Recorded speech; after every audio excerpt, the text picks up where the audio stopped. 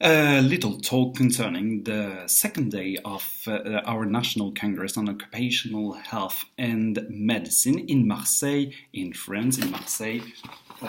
As you can see in this little gift, we had in the bag provided by the Congress, and this is the bag. Really, really nice, as you can see. So, at this Congress, we have some bags, but we have also some relevant scientific content. And it was really, really dense today. A lot of things have been discussed, many, many interesting communications. And, well, I will try to summarize really, really quickly the main points of the most interesting communications I've attended today. So, the first one, and maybe the most important one, is that in the French National Agency for Food, Environmental and Occupational Health, we produced a collaborative work at the national level concerning occupational cancers. So we used data provided by our national network on occupational diseases, RNV3P in French, and we analyzed data concerning 11 different kind of cancers. So I've been part of this project with my resident in occupational medicine, Justine Grignoux. And we both worked. She did a lot of work, but it is her who did the huge part of the work concerning laryngeal cancers. And concerning this cancer, we analyzed business sectors. Where in which business sectors people suffering from laryngeal cancer come from, which kind of occupations regarding ISCO 08, and which kind of occupational factors are they exposed to. So concerning laryngeal cancer, of course, a lot of asbestos exposure for this kind of cancer, and this is the most important source of occupational work-related laryngeal cancer. So we think that it could be relevant to propose a table for to compensate for this kind of cancer and this kind of exposure. So I described one part of this collaborative report, but you have the same information for 10 other kind of cancers. So malignant hematological diseases, lung cancer, gallbladder cancer, bladder cancer, other kind of cancer. So there will be a national report that will soon be published, and that will be available on the website of the French Agency for Food, Environmental and Occupational Health. So it will be in French, but I think it could be quite easy to understand, and there will be forthcoming communications in international congresses as well. So other things, and I will be a little less talkative about that. A talk from Bénédicte Klein from the University of Caen in France, of course, and she presented some data provided by the RDCO study. So RDCO stands for Asbestos-Related Diseases Cohort, and it was interesting because it was concerning esophageal cancer and asbestos exposure. So they found a link between asbestos and esophageal cancer, and this kind of cancer is increased with this kind of exposure, and mortality is also increased. So these kind of data are really, really important to us in order to help people who are claiming and wanting a compensation for the occupational origin of these diseases.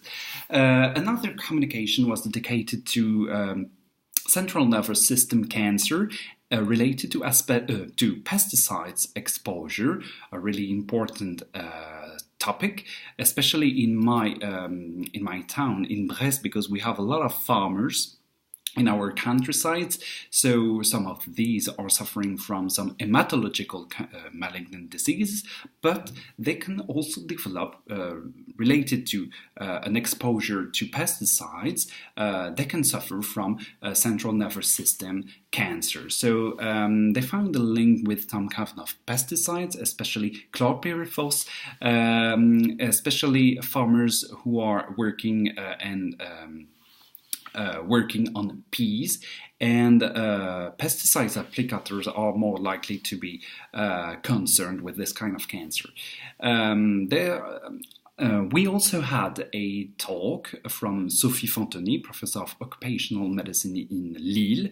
That was much more a juridical talk concerning the recent regulation in France. So it is really a Frenchy thing that is, I guess, not really relevant to be explained in English, because it's really related to our specific regulations in the organization of occupational health services. So if you want some more information, you can have get in touch with her, because she is the one who is really committed with this topic, but a bit tough to explain in a short video. Two other really interesting talks were provided today. One from Professor Emeritus Dominique L'Huillier, a former professor of psychology in CNAM in Paris. She performed a study, both with another researcher, Anne-Marie Vazer, concerning chronic diseases and how people cope with this kind of chronic diseases, and the question of work. And the idea developed by Dominique L'Huillier was that suffering from a chronic disease is a kind of work by itself.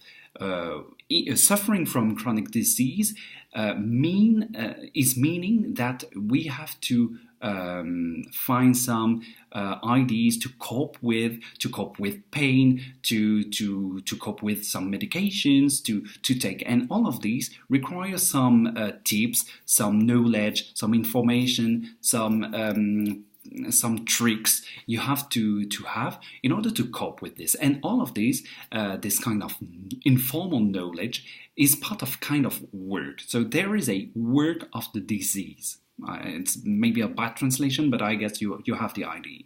The second point of this presentation that was really interesting is that when you are thinking about something that is sick at the workplace, the place of that kind of people is outside work. So you are ill at the workplace, you have a sick note, you have a sick leave, you are outside the enterprise. This cannot be true anymore because of the increase of the burden of chronic diseases. There are more and more people suffering from chronic diseases, and more of these people are still working. So we have in the enterprises now people who are not in good health because they have they have cancer, they have diabetes, they have C hepatitis, they have HIV. So they can have a lot of these diseases with specificities, but also some common issues. And this is really important to keep in mind, that all of these people are not able to be 100% performant the whole time and everything like this. So this was really interesting, and all of this has led to a book in French that was published. And if you're interested, you can get in touch with me. I can give you the information concerning that book. And final, a really interesting talk concerning the state of the art concerning musculoskeletal disorders by Yves Roclor from the University of Angers in France. Yves Roclor was my boss in occupational health when I was myself a resident in occupational medicine, and he presented a state of the art, as I said, and is really concerned with linking medical aspects with economical aspects, macroeconomic data, intensification, psychological aspects, activity ergonomics, and bridging all of this all together in order to say that MSD is not only a biomechanical thing, it's also a kind of disease that occur in a really specific context, with intensification and changes in economy. He finished his talk advocating for some kind of regulation concerning musculoskeletal disorders, like we can have with the REACH regulations concerning chemicals, because we cannot ask for workers to work more and more and more and more with no end forever. You know that. So maybe the only way, or the best way, or a way to cut this phenomenon that is increasing more and more and more over years is to set up a regulation concerning this. The people, especially industrial, were afraid of some negative effects of REACH, and finally it was not so negative, even from a economic point of view. So maybe it could be possible to set up some kind of similar regulations concerning musculoskeletal disorders. So this could be quite interesting. And final, just an information. In France, we publish some guidelines in the field of occupational health and occupational medicine, and some guidelines concerning maintaining employment will soon be published, and some informations have been provided to us concerning those forthcoming guidelines. So I'm done with this video. It was a bit long, I'm sorry for that, but it was really, really dense, and I selected a lot of communications that I found really interesting, but I tried to be short. So feel free to get in touch if you want some more information, if I might be helpful for you to understand this, and see you on tomorrow for another video.